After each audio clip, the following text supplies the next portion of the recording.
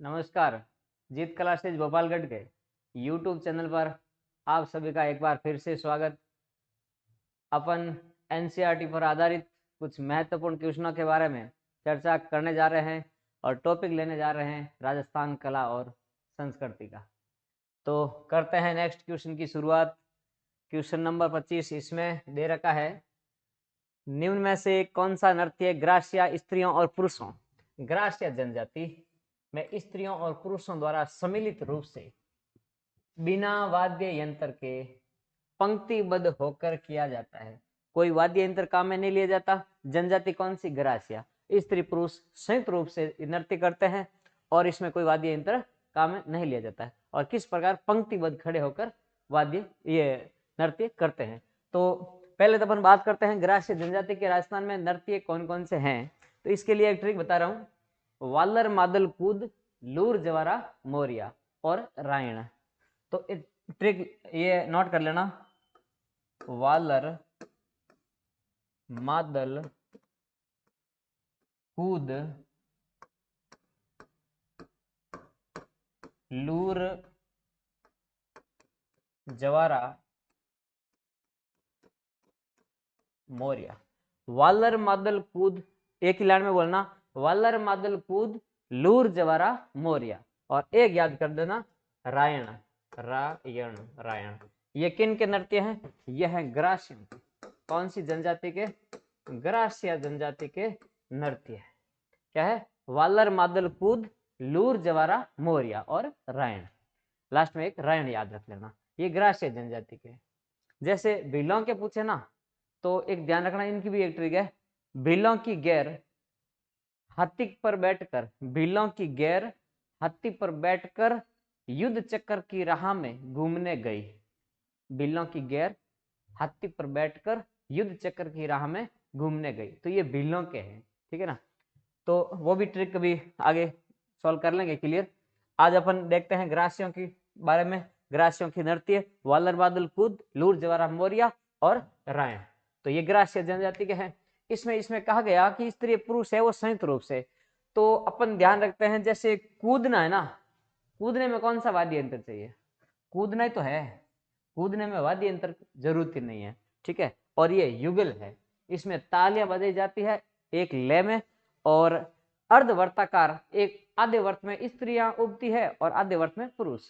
अर्धवर्ताकार रूप में ये खड़े होते हैं और नृत्य करते हैं, तालियां बजाते हैं, कोई वाद्य यंत्र की जरूरत नहीं है। तो कौन सा हो गया?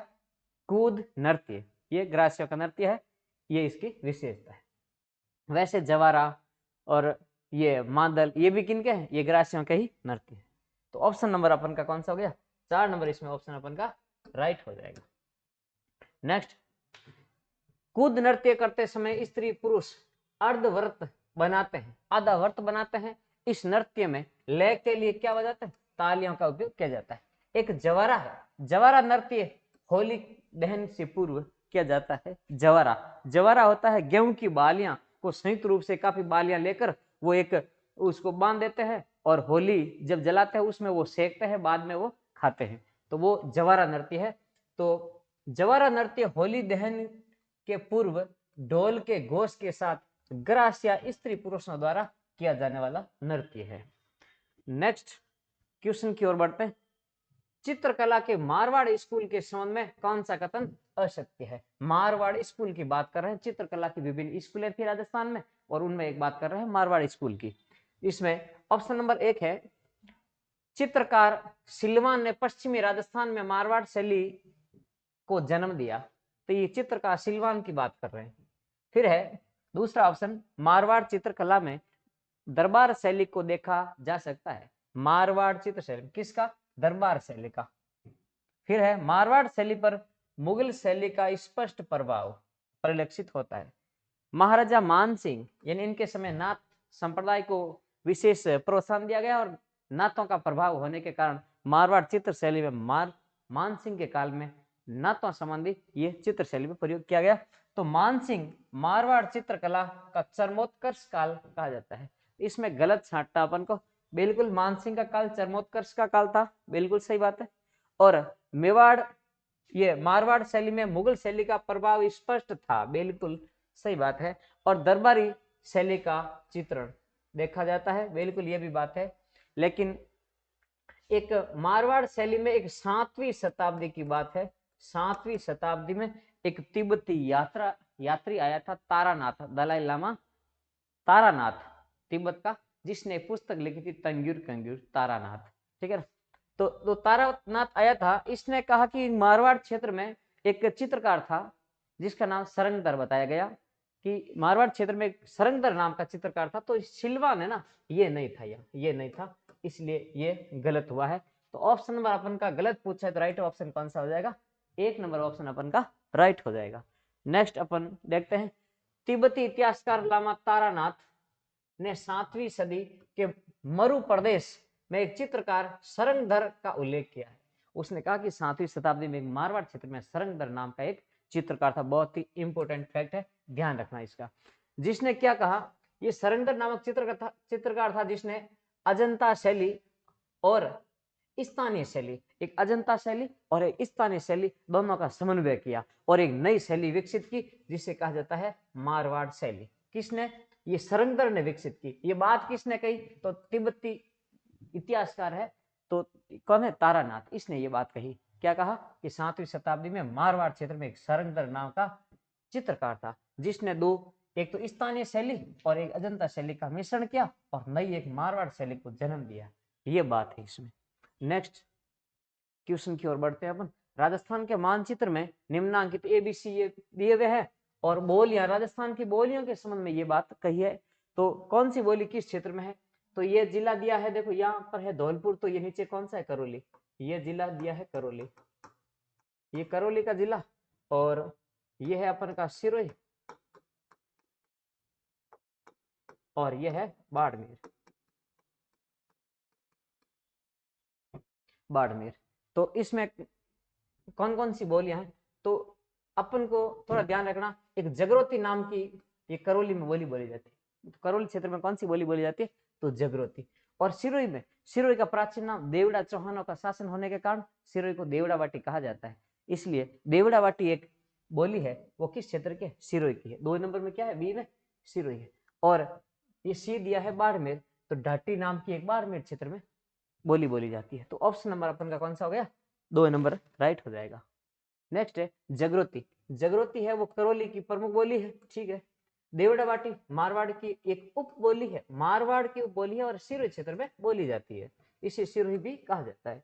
और डाटी ये मारवाड़ की उप बोली है, मारवाड़ शैली की उप बोली है और मारवाड़ बोलियों की उप बोली, और ये बाड़मेर क्षेत्र में बोली जाती है। तो नेक्स्ट क्वेश्चन की ओर बढ़ते हैं। घोड़ों या घोड़ा पालकों से संबंधित नीचे कुछ शब्द दिए गए हैं, तो उसमें बताना है कि घोड़ों के लक्षण जानने वाले व्यक्ति को क्या कहा जाता है? घोड़ों का लक्षण बताने वाला, तो वो व्यक्ति क्या कहलाता है? फेरनिया और चारवादर, सलालोत्री और ठाण। घोड़े को जिस स्थान पर बांधते हैं ना, उसे बोलते हैं ठाण। तो चारवादार जो घोड़े को चराता है वो है फेरवादार, यानी घोड़े को घुमाने वाला वो होता है। लेकिन ये सलालोत्री है, ये इसमें राइट हो जाएगा। तो घोड़े के लक्षण जानने वाला व्यक्ति है वो क्या कहलाता है? सलालोत्री कहलाता है। तो नेक्स्ट इससे संबंधित फैक्ट अपन देखते हैं। घोड़ों और घोड़ों से संबंधित कुछ शब्दावली है। तो फेरनिया, फेरनिया क्या कहलाता है? घोड़ों को प्रशिक्षित करने वाला व्यक्ति फेरनिया कहलाता है। इन फेरता है, घुमाता है, प्रशिक्षित करता है, वो है चारवादार। चारवादार यानी घोड़े की सेवा टहल, यानी चारा वगैरह देना वगैरह, वो कार्य चारवादार करता है। और सलालोत्री, इसमें संस्कृत एक शब्द है, संस्कृत का शब्द है सालिहोत्री। सालिहोत्री एक संस्कृत का शब्द है और अपन वैसे इसका तद्भव रूप बन जाता है सलालोत्री। तो ये घोड़े के लक्षण जानने वाला व्यक्ति वो कहलाता है। और फिर है क्या है? तब्बेलो। तब्बेलो और पाचगा और या ठाण, ये क्या है? घोड़े बांधने का स्थान है। तो नेक्स्ट अपन क्वेश्चन की ओर बढ़ते हैं। कौन सा सुमेलित सही सुमेलित है? सही सुमेलित है वो बताना है। ब्योरी, ग्रीष्म काल में हाथ के पंखे से हवा करना क्या कहलाता है? ब्योरी। हथ बोलना क्या है? हथ बोलना। क्या कहा? दुल्हन का प्रथम परिचय क्या कहलाता है? हथ बोलना। इसमें अपन को सही बताना है, ये 3 गलत है, सही एक ही है, वो चुनना अपन को। ओजन, ओजन श्रीमालियों में फेरों से पूर्व कन्या द्वारा कन्या द्वारा दिया जाने वाला पार्वती पूजन, किया जाने वाला कन्या द्वारा जो पार्वती पूजन होता है उसे कहा जाता है ओजण। और हीरावली, हीरावली क्या है? बारात विदा होने से पूर्व वर को दिया जाने वाला नेग। तो इसमें ये कौन सा सही है? 4 अपन को दिए हुए हैं शब्द, इनमें सही कौन सा है तो वो बताना है। तो इसमें बाकी 3 गलत है, ये एक सही है। हथ बोलना, दुल्हन का प्रथम परिचय क्या कहलाता है? हथ बोलना कहलाता है।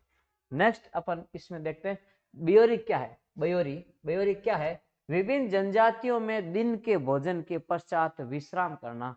विभिन्न जनजातियों में दिन में जो भोजन किया जाता है उसके बाद में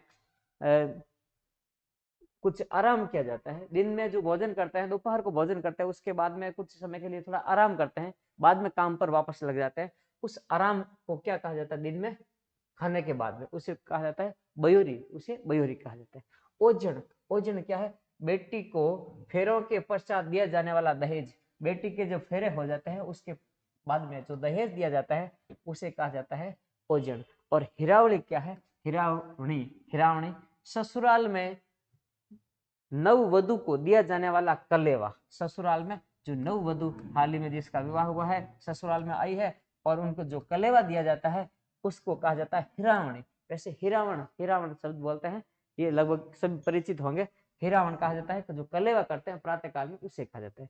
और हिरावणी है ये क्या है? ससुराल में नववधु को जो कलेवा दिया जाता है उसे कहेंगे। नेक्स्ट त्योहार और तिथि महा। हरतालिका तीज, देखो तीज राजस्थान में छोटी तीज, छोटी तीज, और एक है बूढ़ी तीज, सातुड़ी तीज। अपन सातुड़ी लिख देते, सातुड़ी तीज। एक आती है हरतालिका तीज। ये 3 तीज। तो सबसे पहले छोटी तीज आती है, ये जयपुर की प्रसिद्ध है। ये आती है श्रावण मास में, श्रावण मास जयपुर की प्रसिद्ध है और श्रावण मास में आती है। और सातुड़ी तीज है, यह है भाद्रपद में, भाद्रपद महीने में आती है। और हरतालिका तीज है, यह भी भाद्रपद में आती है। एक बार महीने व्यवस्थित कीजिए, उसके बाद देखो छोटी तीज सबसे पहले श्रावण माह आता है। ये 3 तीज है, इनमें एक तीज तो आती है श्रावण में, 2 आती है भाद्रपद में। तो छोटी तीज ये जयपुर की प्रसिद्ध है, ठीक है। और छोटी ये तीज की सवारी वगैरह, ये छोटी तीज जयपुर की प्रसिद्ध है। और ये श्रावण, श्रावण शुक्ल तृतीया को, श्रावण शुक्ल तृतीया को आती है। ये श्रावण शुक्ल तृतीया को छोटी तीज जयपुर की प्रसिद्ध है। और उसके बाद में सातुड़ी तीज, बूढ़ी तीज, और इसको कहा जाता है कजली तीज। तो ये सारे नाम है ना, ये भाद्र, यानी भाद्र जो महीना लग जाता है, भाद्रपद महीना लगने के बाद में कृष्ण पक्ष आता है। पहले कौन सा पक्ष आता है? कृष्ण पक्ष, भाद्र कृष्ण तृतीया को, भाद्रपद कृष्ण तृतीया को। और भाद्रपद यानी प्रत्येक तीज में 15-15 दिन का गैप है, 15 दिन 15 दिन, ठीक है, 15-15 दिन का गैप है। तो श्रावण शुक्ल यानी आधे श्रावण के बाद में श्रावण शुक्ल तृतीया, फिर आता है सातुड़ी तीज। यह है छोटी तीज जयपुर की, सातुड़ी तीज बूंदी की प्रसिद्ध है। वैसे पूरे राजस्थान में सातुड़ी तीज मनाई जाती है, बूढ़ी तीज या कजली तीज कहा जाता है इसे, लेकिन ये बूंदी की प्रसिद्ध है। और ये भाद्र कृष्ण तृतीया को और भाद्रपद शुक्ल तृतीया, तो ये 15-15 दिन का अंतर है। तो ये तीनों तीज है। तो इसमें देखते हैं हरतालिका तीज भाद्र शुक्ल तृतीया। हरतालिका तीज कब है? भाद्र शुक्ल तृतीया। और सातुड़ी तीज या बूढ़ी तीज या इसे कजली तीज कहा जाता है, ये बूंदी की प्रसिद्ध है, भाद्र कृष्ण तृतीया। ये भी ठीक है, सुमिलित है। और बसंत पंचमी आता है माघ महीने में, माघ शुक्ल पंचमी को बसंत पंचमी मनाई जाती है। और ऋषि पंचमी, ऋषि पंचमी आती है वो भाद्र शुक्ल पंचमी, भाद्र शुक्ल पंचमी। तो ये सारे सुमिलित है। तो 1 2 3 4 ऑप्शन नंबर कौन सा हो जाएगा? 1 नंबर हो जाएगा। एक ध्यान देना, ये ऋषि पंचमी है ना, ऋषि पंचमी, इस दिन माहेश्वरी समाज में राखी मनाते हैं। माहेश्वरी समाज में राखी बांधी जाती है। राखी का त्योहार कब मनाते हैं माहेश्वरी समाज में? तो ऋषि पंचमी के दिन मनाया जाता है। नेक्स्ट बात करते हैं हरतालिका तीज के बारे में। कहा गया के दिन सुहागिन स्त्रियां रेत के क्या बनता है? शंकर और पार्वती बनाकर उन्हें फूलों से सजाते हैं तथा अखंड सौभाग्य के लिए निर्जल निराहार व्रत करते हैं। कोई आहार नहीं लेते हैं, कोई जल भी नहीं पीती है, ठीक है, ये व्रत करती है हरतालिका तीज को। और सातुड़ी तीज को कजली तीज भी कहा जाता है और बूढ़ी तीज भी, बड़ी तीज भी कह सकते हैं। ये बूंदी में ये कजली तीज का मेला है ना, सवारी तीज माता की, कजली तीज की सवारी बूंदी की प्रसिद्ध है। और बसंत पंचमी त्योहार सरस्वती माँ की पूजा होती है। बसंत पंचमी सरस्वती और कामदेव की पूजा होती है। कामदेव यानी मदन, मदन कामदेव, तो इसकी पूजा बसंत पंचमी के दिन होती है। फिर है ऋषि पंचमी। ऋषि पंचमी के दिन सप्त ऋषियों का पूजन होता है और इसी दिन माहेश्वरी समाज क्या मनाते हैं, राखी मनाते हैं, राखी का त्योहार मनाते हैं। नेक्स्ट क्वेश्चन की ओर बढ़ते हैं। वल्लभाचार्य के पुत्र विठलनाथ ने अष्टछाप की मंडली का गठन किया। 4 शिष्य थे वल्लभाचार्य के और 4 शिष्य विठलनाथ के, तो कुल हो गए 8। और अष्टछाप की स्थापना करने वाले कौन है, वल्लभाचार्य के पुत्र विठलनाथ है। और उसके बाद में अपन बात करते हैं हवेली संगीत। हवेली संगीत वल्लभ संप्रदाय की एक प्रधान पीठ है। नाथद्वारा में श्रीनाथ जी का मंदिर, जिसमें हवेली संगीत जो प्रातः काल में गायन होता है उसे कहा जाता है हवेली संगीत। तो ये दोनों ही बातें बिल्कुल सही है, कथन और कारण क्लियर रूप से सही है। लेकिन इसमें कहा गया कि ए और आर दोनों सही है, किंतु आर ए का कारण नहीं है, यानी इसका कारण ये नहीं है, वैसे कथन दोनों सही है। तो ऑप्शन नंबर कौन सा हो जाएगा, 2 नंबर अपन का राइट है। गोस्वामी विठलनाथ ने 1602 ईस्वी संवत 1602 में अष्टछाप कवि मंडली का गठन किया। इस मंडली में सम्मिलित 8 कवियों में से आचार्य वल्लभाचार्य के शिष्य थे। इन 4 वल्लभाचार्य के, ये 4 है, 4 वल्लभाचार्य के और 4 विठलनाथ के शिष्य थे, इन 8 हो गए टोटल। तो अष्टछाप मंडली का तो सूरदास, कुंभनदास, परमानंदास और कृष्णदास, यहाँ तक तो किन क्या हो गए, ये वल्लभाचार्य के शिष्य। और इसके बाद में गोविंद स्वामी, नंददास, चित्त स्वामी और चतुर्भुज दास, ये विठलनाथ के पहले के 4 है शुरुआती, वो तो है वल्लभाचार्य के शिष्य। और बाद में यहाँ से गोविंद स्वामी, नंददास और चित्त स्वामी, चतुर्भुज दास, ये सारे किनके हैं, विठलनाथ के शिष्य। कुल 8 हो गए, तो ये अष्टछाप है। अष्टछाप में सूरदास को कहा जाता है पुष्टि मार्ग का जहाज। किसने कहा, विठलनाथ ने कहा था। और इसमें अगर पूछे कि पिता पुत्र है, 2 इसमें ऐसे अष्टछाप मंडली में है संत जो पिता पुत्र है, तो कुंभनदास पिता है और पुत्र है उसका नंददास। सबसे उम्र दराज कौन थे इसमें, अधिक आयु के कुंभनदास। सबसे छोटे कौन थे, तो नंददास थे।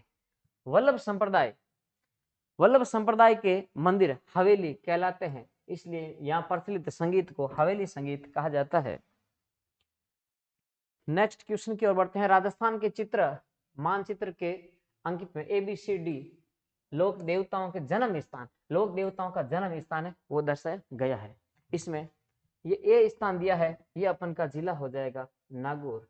ये नागौर जिला को दर्शाया गया है ए में। और बी में दर्शाया गया है, ये बी है, ये बाड़मेर जिला दर्शाया गया, बाड़मेर को बी में दर्शाया गया। सी है, ये जोधपुर का जिला है, जोधपुर जिला किसमें, सी में दर्शाया गया है। और यह है चूरू, चूरू को डी के रूप में दर्शाया गया है। तो ये 4 जिले हैं और 4 लोक देवताओं का जन्म स्थान बताया गया है।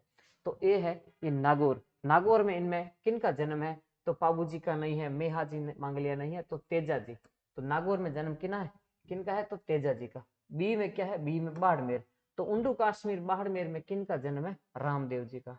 और मल्लिनाथ जी भी तिलवाड़ा बाड़मेर में, ये भी ऑप्शन साथ में चल रहा है। उसके बाद में सी दिया है जोधपुर में, तो वीर कल्ला जी यहाँ नहीं है, तो ये पाबूजी राठौड़ कोलूमंड फलोदी है ना, कोलूमंड फलोदी, पाबूजी राठौड़, पिता थे धांधल जी राठौड़, तो ये है कोलूमंड फलोदी के। और गोगा जी ये डी में हो जाएगा ददरेवा चूरू, जिसे शीर्ष मेढ़ी के रूप में पूजा जाता है। शीर्ष मेढ़ी तो गोगा मेढ़ी, और जन्म स्थान भी ये है ददरेवा चूरू। शीर्ष मेढ़ी यानी ददरेवा चूरू, और शीर्ष मेढ़ी और जन्म स्थान दोनों ही ददरेवा चूरू है। और एक है धुरमेढ़ी, जहां पर धड़ गिरा था गोगा जी का युद्ध करते समय, तो वो है नौर हनुमानगढ़। गोगा मेढ़ी नौर हनुमानगढ़ में धुरमेढ़ी है, और शीर्ष मेढ़ी कहाँ है, ददरेवा चूरू में। तो ऑप्शन नंबर अपन का कौन सा हो गया, 1 नंबर राइट हो जाएगा। खड़नाल नागौर में वीर तेजा जी का जन्म, उंडू काश्मीर बाड़मेर शिव तहसील रुणेचरा धनी रामदेव जी का जन्म स्थान, कोल्लूमंड फलोदी में दामदल जी राठौड़ और कमला दे के पुत्र पाबूजी राठौड़ का जन्म स्थान है, और ददरेवा चूरू में चौहान नागवंशी चौहान गोगा जी का जन्म स्थान है। नेक्स्ट क्वेश्चन की ओर बढ़ते हैं। निम्न में से कौन सा सही नहीं है, कौन सा सही नहीं है ये बताना है। महोदरा माता, महोदरा माता या महोदरी माता कह सकते हैं। महा उदर, उदर जिसका पेट बड़ा है वो महोदरी आशापुरा, आशापुरा महोदरी आशापुरा, महोदरी आशापुरा कहाँ की, जालोर की। महोदरा नामक स्थान जालोर के, महोदरा आशापुरा। जिलानी माता अलवर, जिलानी माता बिल्कुल अलवर की है। आई माता, आई माता का ध्यान रखना ये बिलाड़ा जोधपुर की, आई माता कहाँ की है, बिलाड़ा, बिलाड़ा आई माता बिलाड़ा जोधपुर की है। 11 नियम है। और जीजीबाई भी कहा जाता है। आई माता को किस नाम से भी जानते हैं, जीजीबाई। और इनका जन्म स्थान का अंबापुर गुजरात में इनका जन्म स्थान, किनका, आई माता का। और इनके नियम कितने हैं, 11। और सीरवी जाति की आराध्य देवी है आई माता, बिलाड़ा में इनका स्थान है। और सुगाली माता 1857 क्रांति की देवी और अवा के ठाकुर कुशाल सिंह की कुल देवी सुगाली माता। 10 सिर और 54 हाथ वाली देवी कौन सी है, सुगाली माता। ये कहां पर, अवा में। तो इसमें गलत कौन सा है, तो ये 3 नंबर ऑप्शन गलत हो जाएगा। नेक्स्ट क्वेश्चन, हाँ इस पे फैक्ट दिए हुए हैं। रामदेव जी की शिष्य आई माता किन की शिष्य, रामदेव जी की। और सीरवी जाति, सीरवी जाति जो क्षत्रिय है इनकी ये कुल देवी है। भक्त इन्हें नव दुर्गा या मानिक देवी के रूप में मानते हैं, ठीक है। और इस मंदिर को, आई माता के मंदिर को दरगाह कहा जाता है। और जो इनका थान है यानी समाधि स्थल है इसे बड़ेर कहा जाता है, ध्यान रखना। नेक्स्ट एक क्वेश्चन यहाँ से छूट गया, तो ये क्वेश्चन है, यहाँ से एक क्वेश्चन प्रारंभ है, क्वेश्चन है और ध्यान देना ये ऑप्शन है इनके 1 2 3 और 4, 3 और 4 ये ऑप्शन है और ये क्वेश्चन है। ख्याल गायकी, क्वेश्चन दिया है ख्याल गायकी के संबंध में निम्न में से कौन सा कथन सही नहीं है, ख्याल। तो ख्याल गायकी के संबंध में कौन सा कथन सही नहीं है, वो ऑप्शन दिए हुए हैं। शैलीगत विशेषताओं के आधार पर इसके अनेक घराने हैं, यानी अलग अलग शैली के अनुसार ख्याल के क्या है, घराने हैं। जिसमें जैसे जयपुर घराना है, एक किराना घराना है, इस प्रकार ये घराने हैं। और दूसरा कथन है, दूसरा इसमें ऑप्शन दिया है, मंदरंग को ख्याल के जयपुर घराने का प्रवर्तक मंदरंग खां भूपत खां, क्या नाम है, मंदरंग खां और भूपत खां। जयपुर में जो जयपुर का घराना, जयपुर घराने के प्रवर्तक कौन है, मंदरंग खां और भूपत खां। और एक है किराना घराना, किराना घराना के प्रवर्तक बंदे बंदे अली खां। किराना घराना है जयपुर में, इसका प्रवर्तक कौन है, बंदे अली खां। किराना घराना को किस नाम से जानता है, बीनकार घराना भी कहा जाता है। किराना घराना को क्या कहा जाता है, बीनकार घराना कहा जाता है। और इसके प्रवर्तक कौन है, बंदे अली खां।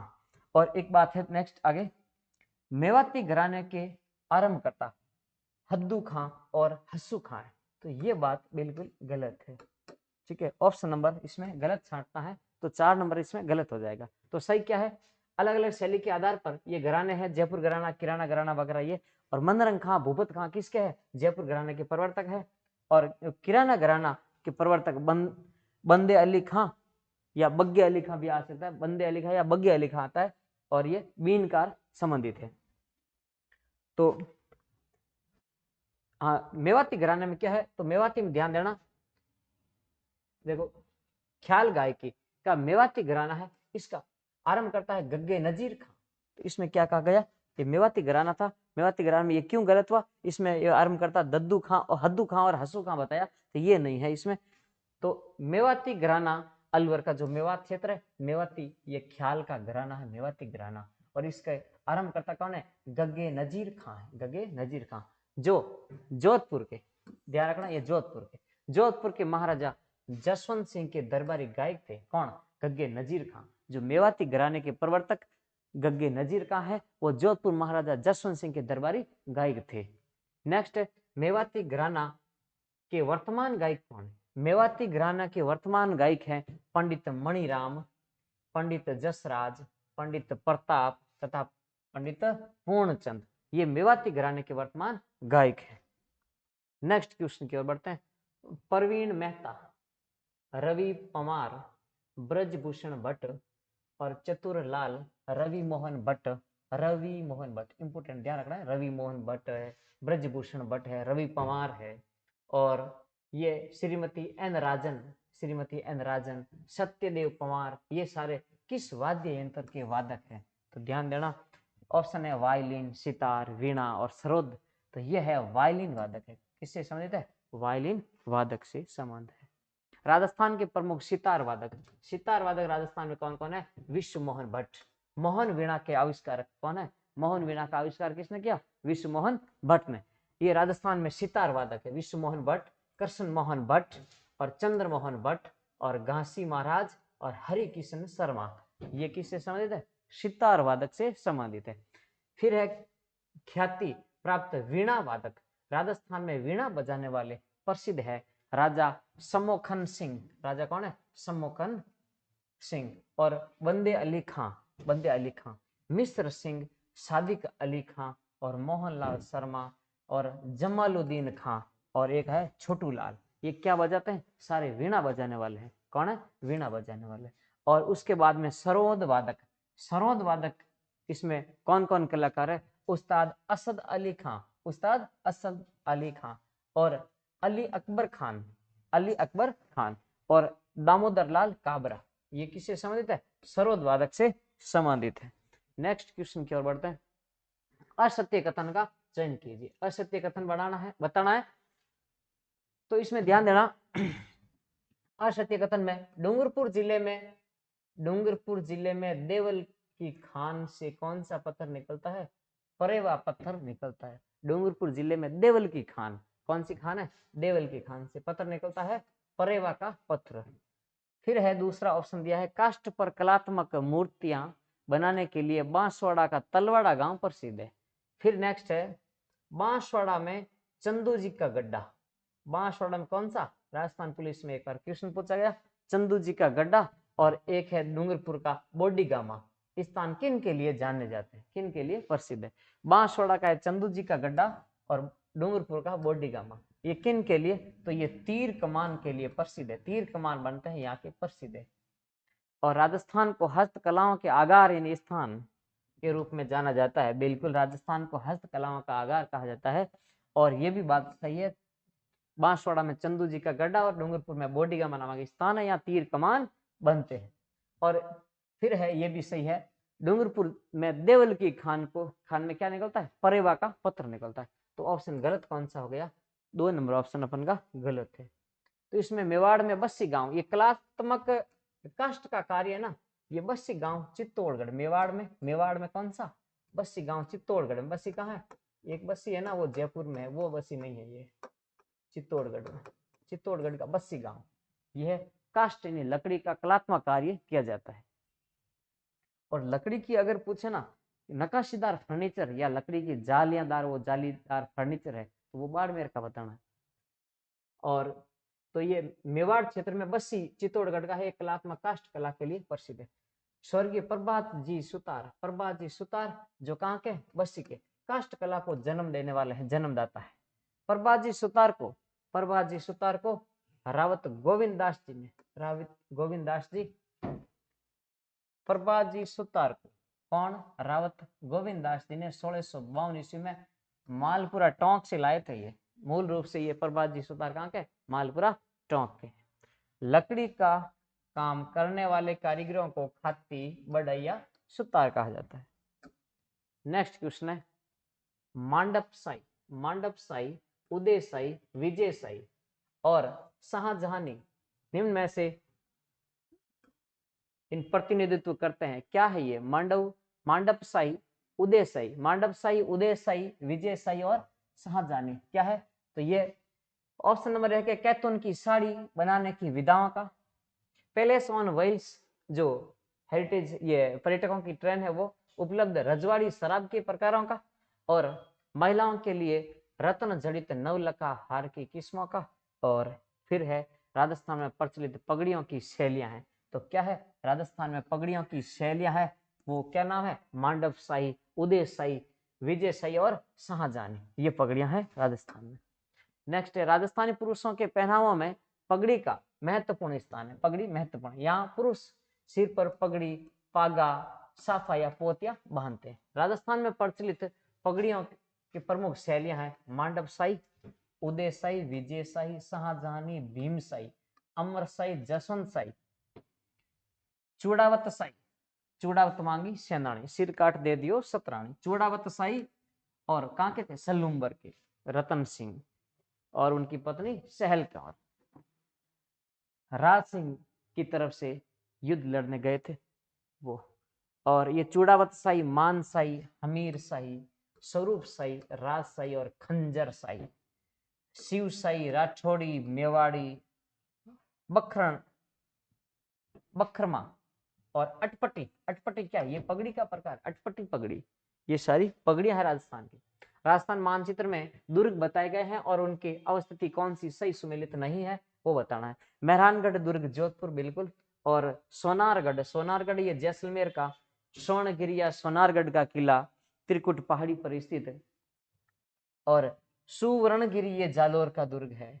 कुंभलगढ़, तो ये बात करते हैं अपन, इधर है कांकनवाड़ी का किला, क्रास का कांकनवाड़ी का पठार कहां पर है? सरिस का अलवर में है। तो ये अलवर जिला दिया है, कांकनवाड़ी का किला। इसमें औरंगजेब ने अपने भाई दारा शिकोह को कैद करके रखा था। और फिर है गिजगढ़, गिजगढ़ ये कहाँ है? ये है, ये धनुष आकार का, जयपुर के जस्ट पूर्व में धनुष आकार का जिला कौन सा है? ये धनुष आकार का जिला कौन सा है? तो ये है जिला दौसा, ये गिजगढ़ है यहाँ। और तारागढ़ बूंदी, तारागढ़ बूंदी, एक तारागढ़ अजमेर में है, एक तारागढ़ है बूंदी, जिसने रुडयार्ड किपलिंग ने कहा कि इस प्रकार का दुर्ग है इसका निर्माण भूतों या प्रेतों ने किया है। और उसी रुडयार्ड किपलिंग ने कहा मेहरानगढ़ दुर्ग के बारे में, इसका निर्माण है देवताओं ने या परियों ने किया है।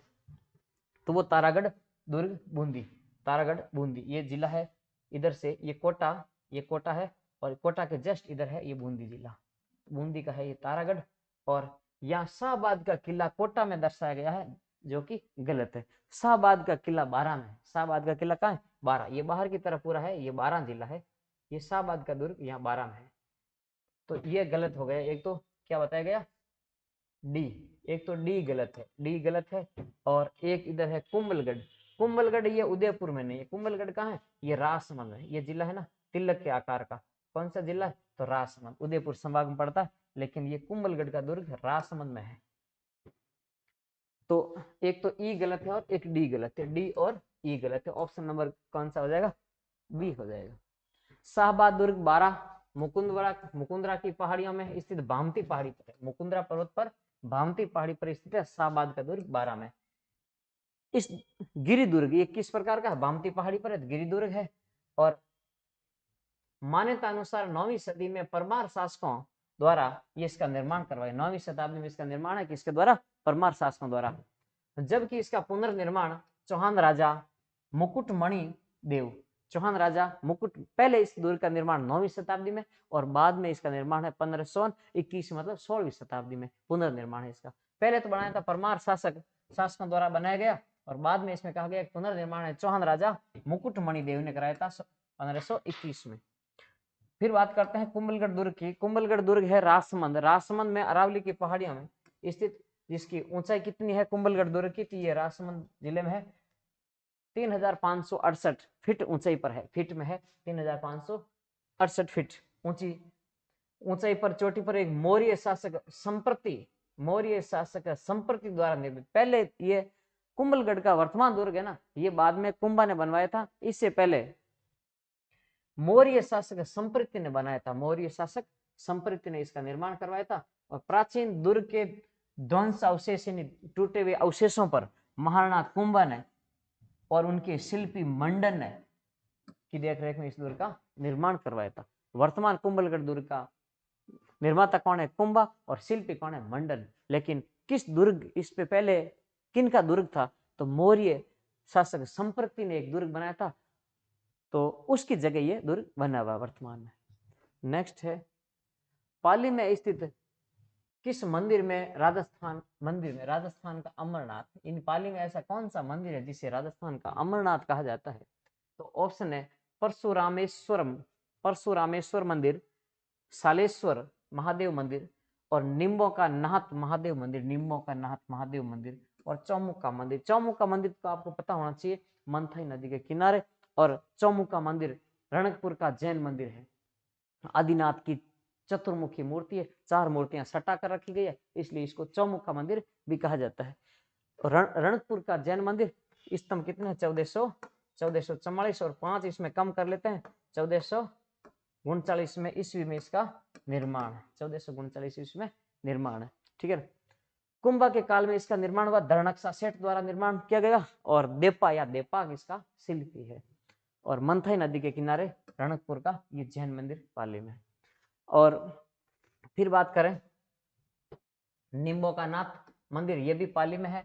और एक इसमें पूछा गया राजस्थान का अमरनाथ कहलाता है, वो परशुरामेश्वर नामक स्थानीय पाली में मंदिर है, इसे कहा जाता है राजस्थान का अमरनाथ। सादरी पाली के निकट परशुरामेश्वर मंदिर एक प्राकृतिक गुफा है, जहां पानी की बूंदा की उपस्थित पानी की बूंदा में उपस्थित चूने के अंश, जो प्राकृतिक रूप से पानी की बूंदा में चूना का जो अंश है, उसी से शिवलिंग निर्मित हुआ है, प्राकृतिक रूप से शिवलिंग बना हुआ है। मान्यता है कि परशुराम ने अपनी माता का वध करने के बाद, परशुराम ने अपनी माता का वध किया, उसके बाद में उसने क्या किया? पश्चाताप किया। पश्चाताप करने के लिए एक महादेव की आराधना इसी गुफा में की थी। परशुराम ने पश्चाताप करने के लिए इसी गुफा में महादेव की आराधना की थी, और इसीलिए इस मंदिर को परशुरामेश्वर मंदिर कहा जाता है। इसे कहा जाता है राजस्थान का अमरनाथ। तो इसी के साथ आज के अपन क्वेश्चन कंप्लीट होते हैं। फिर मिलते हैं अपन नेक्स्ट क्वेश्चनों के साथ, और तब तक के लिए धन्यवाद। अगर क्वेश्चन बेस्ट लगे तो लाइक, शेयर और सब्सक्राइब करना, और इससे बेस्ट और क्वेश्चन लाने की कोशिश करेंगे। धन्यवाद। Thank you.